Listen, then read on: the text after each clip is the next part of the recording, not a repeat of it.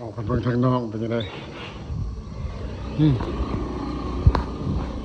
โอ้คึกคักไปการแล้ววะนี่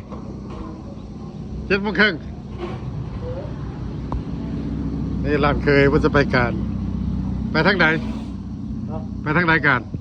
อยู่ซาลมหมดเลยในเมืองโอ้20 นาทีประมาณนั่นแหละเอาไปยังนี่เขาจะสั่งโอ้สั่งโอเคเดินทางปลอดภัย ง่ายดีแล้วเนาะมันบ่ได้เล่นแถวเนาะขี่ไปทางข้างเลยเนาะเหตุการณ์ใส่กับเจ้าเหตุการณ์จะใส่อยู่เบสเทเลคอมแล้วก็เบสเทเลคอมเวส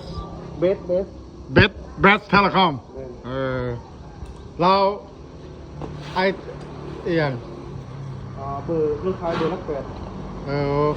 โมเมนต์ลาวเทเลคอมบอกมัน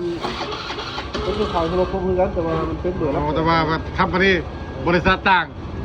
สุขดี